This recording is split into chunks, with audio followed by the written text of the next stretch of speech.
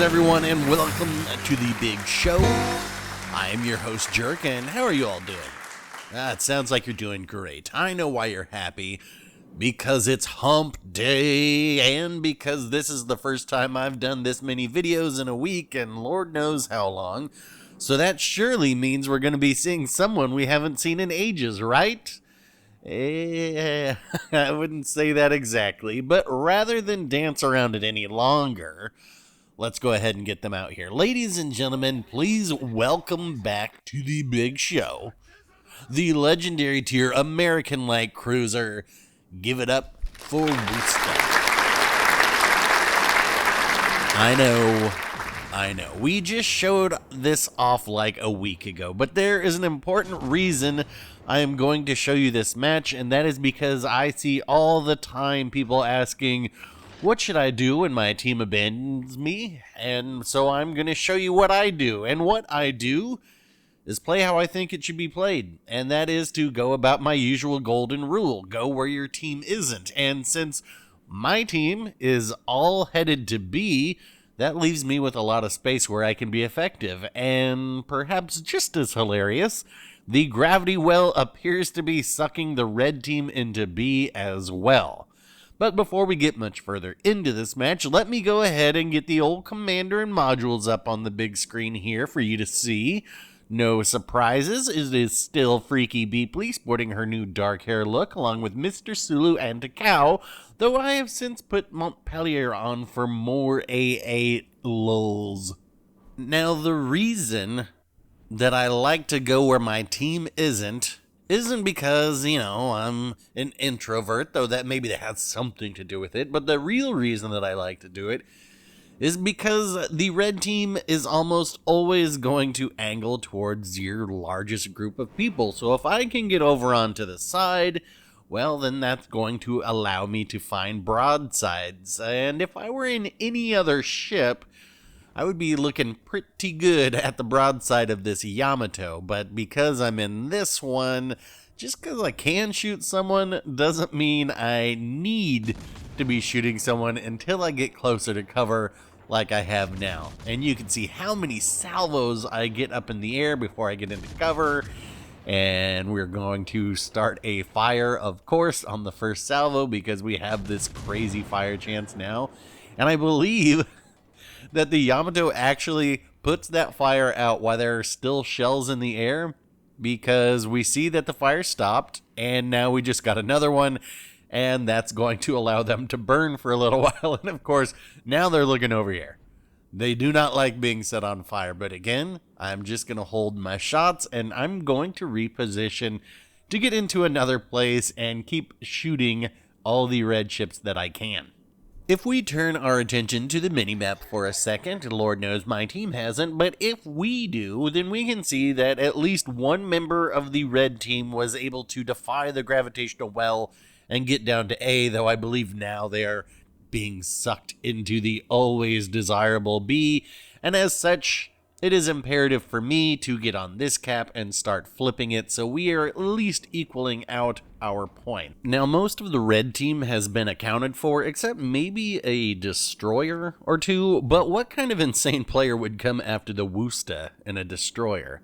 Even still, I am always paying attention to my RPF to just give me a heads up in case there's any sort of funny business, and now that I've got over to some cover, I can just start shooting at anything that I can, and that's going to be the Alaska and the Yamato, and we're going to try and get some fires going. And I don't know if you guys just saw that, but my RPF did just switch for a second over to the right. What does that mean? The more that I'm sitting here, and I'm staying spotted, and I'm thinking, alright, well, should this island be blocking me from the Alaska? I don't know. It seems like it would, but without knowing for certain, we just need to make sure that that Alaska's gone, and then we can kind of be like, So the Alaska's gone, and I'm still spotted. And at this point, I was thinking, okay, well, maybe that's still the carrier over there, and it's in my firing range, but just to be erring on the side of safety, I am going to put on my hydro here in a second, because I don't know. I just got a sneaking suspicion that there is a destroyer over here.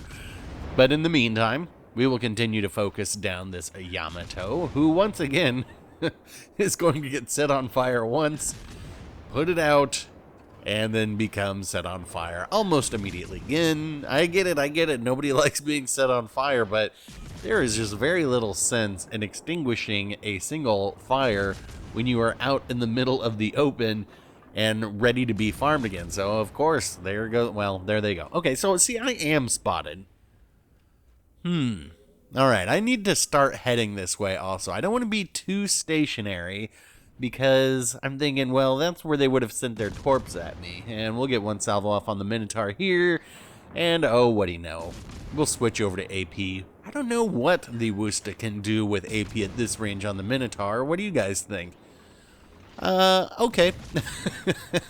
Almost a death stray. Oh, hello. Oh, and look, it is an AFK Khabarovsk, and this is another reason I wanted to show you guys this. You'll notice I am using AP on it because it is broadside to me, and I am shooting into that thick plate. That's right, using AP on a broadside destroyer, and yeah, I'm getting a few overpins, but I am mostly getting pins. And that's going to end up being our second ship sunk, so not too shabby right there.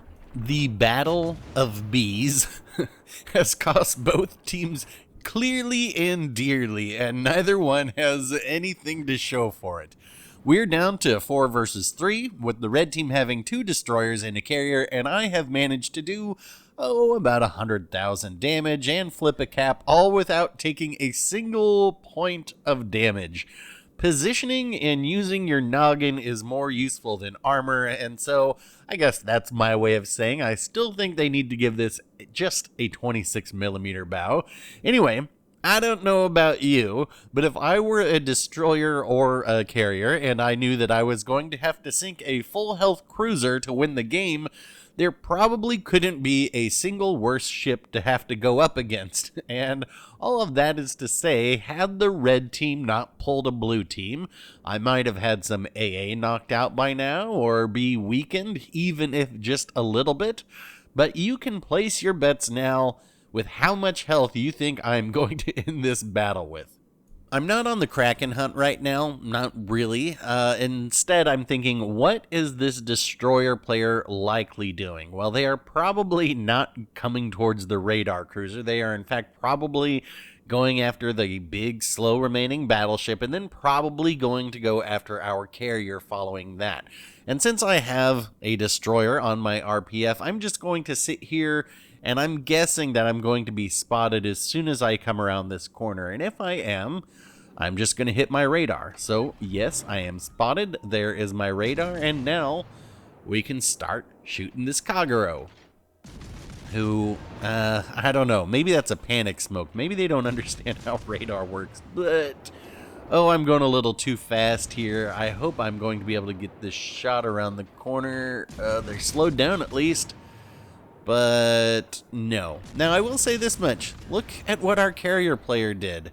Whether intentional or not, them putting a fighter above the smoke will keep that Kagero spotted should they squirt through there, and that is exactly what they do. And then I can just keep shooting at them again. I believe I just scraped the paint right there and get one more salvo off, and that's going to be ship number 3. And so let's do a hard turn to the right, or what is that? Is that port? No, starboard, my bad. And then we've got these planes coming in, and so I'm going to use this island right here to block any torps from being able to hit me. And thanks to the AA on this ship, yeah, there's not really going to be any planes left much longer. So my plan here was just to glide into B and flip this cap, but thankfully our carrier player is going to go ahead and spot the red lightning who is barreling this way. And if I check my consumables, I'm about 10 seconds away from having hydro again, so come at me, bro. I mean, okay, what is this lightning really supposed to do? I guess they could head out through the north and then try and flip maybe C and D, but as it is, as long as this cap is contested, then I'm going to know pretty much exactly where they are, and I'm just going to go right at them, and there's my hydro. They're going to be, I don't know, just caught in my hydro at this point. Not that they're going to even survive that long. And we'll just turn because we're expecting torps. There they are, and there is our 4th ship sunk, and hey, look, still no damage taken. Well, maybe this carrier will be able to dev strike me. It is a Lexington after all. Oh, I did in fact take damage, and that will in fact be the only damage that I take this round. And here's kind of a question, all right? Yeah, I'm gonna shoot down all their planes, and what I don't know right now is whether or not this Lexington player just quit now, or if they're going to quit in a moment. And either way, that's pretty weak sauce. But I mean, all right, they're right. They are not going to be able to sink me. They are not going to sink a full health Worcester at the end of a game when your planes have already probably been deplaned. You don't really have much to work with. But yeah, so there is the Lexington there. And I'm just going to barrel towards them and go for the old Kraken. You can see me telling our carrier player to get back because I want this one. They are, in fact, going to keep them spotted, and they are going to hit them with some torps, I think. So, yeah, not quite in my range just yet, but if I keep barreling towards them, I should be able to get there pretty soon. Yeah, there they just took some torps. And I just need this ship to stay spotted, and I will be able to pick up this last kill that I need to secure the Kraken on the first day of the week.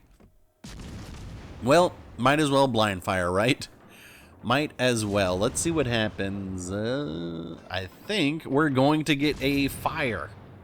But I guess the damage con, immediately puts it out? And I was thinking, okay, well, maybe they had been flooded before, but I guess not. So, yeah, the fire goes immediately out. I'm just going to keep going towards them until I can actually spot them again. And I'm hoping that our friendly carrier understands that I'm going for the Kraken here. So please don't drop them. But looking at where they're positioned and where their planes are, I should be able to get all the salvos I need off in the air to be able to get this. So there's one salvo, there's two. I think we're going to take 2 more, and then I'm going to know that the kill shot is in the air, and you're going to see me give a that's how it's done right here, because I know we've got it. And this is going to be Kraken 369 in the Worcester. All right, let's see the scoreboard. 3,936 XP for a, alright, technically that's just shy of a great game, so we'll just say a very, very good game, and a GG to everyone else. And that's going to wrap it up for this one. If you prefer to stay on the flanks, then give this video a like. If you want the entire team on B, give it a dislike. Questions, comments, cries for a Worcester nerf, leave it down below. And on the off chance you want to see more videos like this one, think about hitting subscribe. That's going to do it for this one, folks. I will get back out there for another one, and we will talk